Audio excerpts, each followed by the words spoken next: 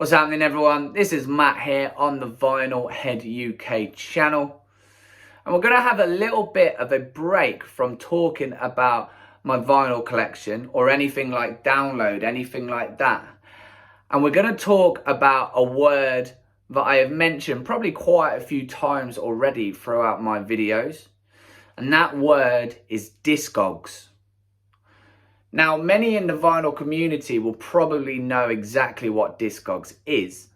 But for those that don't, and let me tell you, I was one of them, I didn't know what Discogs was until a few months ago. I just want to talk to you about it and what you can do and what it is. So Discogs is a website. It's a website that's like an encyclopedia for all things musical releases. It's a site I seem to now live on. And as I say, I just want to share a little bit about it for those mainly that don't know what it is, maybe new getting into vinyl collecting. It's definitely something to go and check out. So, Discogs itself was founded back in November of 2000. So it's already over 20 years old. And it initially was set up to be a huge database for electronic music. That's what it originally was set up for. From there, it broke into different genres. So hip hop, and then jazz, rock was added as well. And slowly and surely it built up with its genres and built up to what it is now. So we have over 11 million releases now on it, and over 6 million different artists. 6 million artists, that is insane. Who knew there was even 6 million artists out there? So it is very comprehensive. I have yet to find an artist or a band that I can't find on there. And some of my musical taste, especially with metal, is quite obscure. But even some of the more underground bands, I've managed to find on there. So it is incredibly, incredibly comprehensive. So what can you do? So as I say, it's a database as such. It's an encyclopedia. So you can go on to Discogs and look for any artist. Type that artist into the search bar, and that will give a full discography. Not just albums, but EPs, singles, live albums, compilation albums, anything that band or artist has released.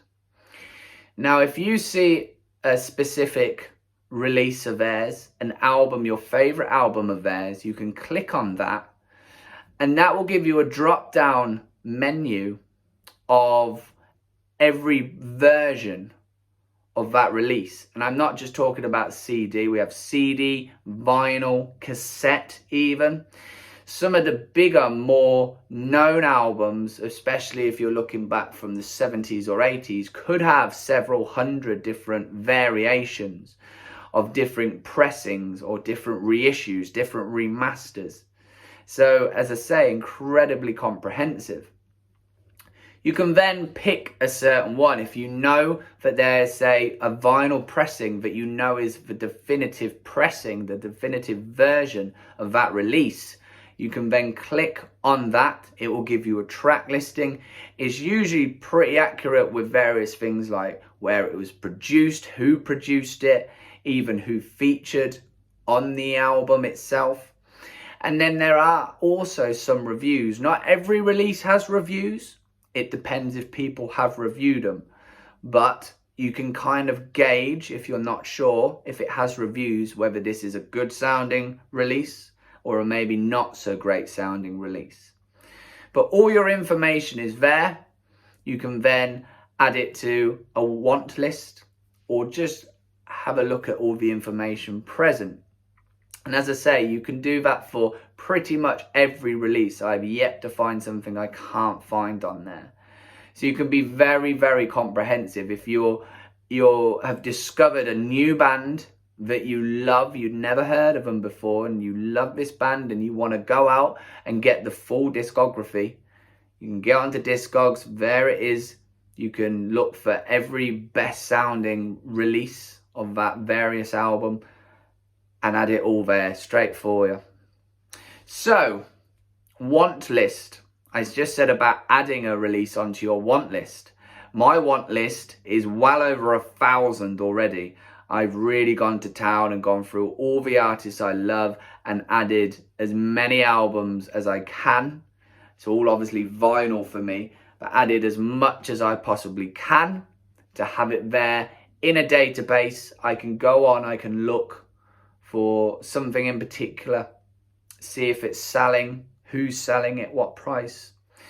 But yes, you can click on a release and click simple button, add to want list, and it will store it in this huge big database. Or it might not be a big database if you've only got 4 particular albums that you really want. It can be a small database. As I say, mine's over 1,000. I'm sure there's people out there with far, far more. But it's stored there for you, so you know exactly what you are looking for. Or even if you're not sure about something, you can put it in there. Maybe you can take it out later. Collection. You have a feature called collection on there as well. Now, like myself, who have started collecting vinyls, you can, as long as you know what particular pressing it is, what year it came out, what version, you can add it into a collection, and again you can keep a database entry of all the vinyl you own. You know, if you have vinyl stored at different places, if you've moved house and you have to leave some vinyl somewhere and vinyl somewhere else, at least you can keep track of what actually you own, especially those that have very large vinyl collections or CD collections or cassette collections. All of those are listed on there. It's not just vinyl. I know people that have an extensive CD collection listed, or tape, you know, cassette. It is still about, people still do buy cassettes. A lot of artists will put out albums on cassette. People can list their cassette collection or even have a want list of cassettes, as I say. So you can add it there, and it gives you several options. You can have it in a nice sort of, you can have your album artwork, and then you can add notes in next to it, where you bought it from, how much. You can organize your collection into artists. You can have different folders, so you could have X artist here, X artist here, keep it all in a database. However you enjoy sorting that type of thing. If you're into that, there are many different ways that you can organize it. You can also have it so all your side information is gone. You can just have a nice array of album artwork, so you can see exactly what you have. You can alphabetize it, get it in the order you bought it, anything like that, date it was released, anything. Just whatever you fancy, you can organize it just like that. So we have our collection, we have our want list. Another cool thing is the marketplace.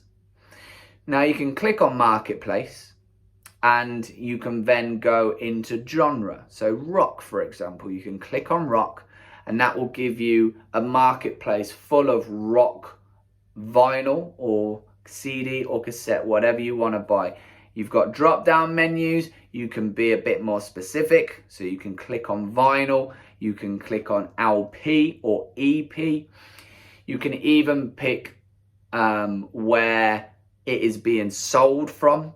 So if you are in the UK and you don't want to pay the postage for US, you want to just buy from the UK, you can click on selling from UK, or you can click on the currency if you want slightly cheaper postage. I know some of the European and definitely America is quite high postage. So you can do it like that and then narrow it down and just see what is for sale in the rock genre in the UK. Again, you can tailor it a little bit more if you want classic rock or hard rock or metal. You know, you can subgenreize it as well, so you can be a bit more niche with what you want. If you know you're particularly into punk, you can click on punk and it would just give you punk, you know, or pop rock, whatever you want to look at. It makes life very easy for you. Another item I use regularly now in the marketplace is you have an option to just search for items on your want list, which makes life very, very handy. So if I talk about them a lot. I tell you what, let's go with Gojira. An album I've mentioned that I love of Gojira, I love them all, but From Mars to Sirius. There are several different pressings, vinyl-wise, of From Mars to Sirius. If I've read reviews elsewhere or know from friends telling me that a certain pressing sounds better than all the others, I can already select that in when I'm searching for an artist and I have my drop down of all the different releases of From Mars to Sirius, I can go, okay, that 2012 pressing is the one I want. It sounds the best. Everyone raves about this. Click add to want list. And then if you're searching in the marketplace for items just on your want list, that pressing will be in there. It won't have just From Mars to Sirius and all different pressings and versions. It will only have the one you have selected to add to your want list. So for me, as I say, I have over 1,000 records in my want list. So it will have them all, and it will be thousands upon thousands, because obviously different sellers will be selling the same album at different prices, so it'll all be there. Again, you can tailor it. You can have just selling from the UK or just in pounds. You can even have the condition of the sleeve. You can have it as near mint or very good. You know, if you want something that's still in the shrink wrapping and hasn't ever been opened or touched or played, you can select mint, and that will narrow it down to all the mint vinyls, brand new basically. If you're not fussed and something that's a bit banged and a bit worn and had a bit of life to it, select good. Prices may be a little bit lower. So you can tailor it directly rather than looking at really high European or American postage prices. So it's great. You can also order it from the date it was added onto Discogs, or even price lowest to highest, which is great for me. I can click on that and then it will list it. I can click on mint if I want something brand new, and it will give me a list from lowest to highest of the records on my want list. Another great little feature that you find on it is that a seller might be selling a specific album. So let's use From Mars to Sirius again. A seller might be selling this. I might see it there and click on it. It will also tell me if that seller is selling anything else more on my want list. So some sellers might not be. They might not have anything else on my want list. Whereas other sellers might have sometimes over 100. If they're a rock or metal specialist seller, they might have over 100. Which is great, because then you can sort of cut the cost of shipping a little bit. Because if you buy 2 or 3, it will only be the one price for shipping. So it just takes a little bit of money off. Buying vinyl is not cheap. I'm sure we're all aware of that. It's good to look for deals. I discovered Discogs almost by accident. I was looking at Amazon and eBay and looking at how much, and also Amazon is quite restrictive. You can only buy whatever Amazon has got. So a random pressing of whichever album, it might not be the one you want. It's the only one that Amazon have. So yes, going back, you can tie in and buy several records for one shipping price from the same seller and do it like that. Once you buy, it's very easy to buy. You can add to cart just as you would on any other online shopping, whether it's Amazon, for example. You can add it to your cart, and it's very simple, the steps to actually buy the records. You can review, a bit like on eBay. You can review once the records arrive, good condition, whether they play right, whether the description was accurate. Sellers can put on that there is a little bit of damage. They can describe the item a little bit so you know what you're getting. It's not going into it blind too much. So you can rate them like that, as I say, give them feedback. And the whole thing is just very easy. It also gives you an option to move those vinyl or CD or cassette from want list once you bought them into collection. So it knows which ones you bought. Just click a button and it moves them into your collection. It takes them off your want list. So if you go shopping again, if you go into the marketplace again, it obviously takes away the records you've already bought, so you don't have to shift through a load of stuff that you already have. So that's all really with the desktop version. There is also a mobile app, which is very handy. It shows your collection, it shows your want list. So if you're with friends, you can show off. If you're away from home or whatever, you can show off what you have or what you want. It's good for discussions. If you sat around a pub table talking about vinyl, you can show exactly what you want, which pressings you want, etc.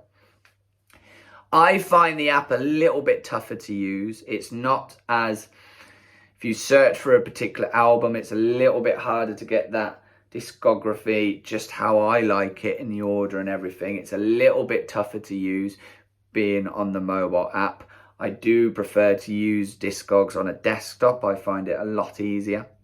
But the app does have some cool features. One of those is a barcode scanner.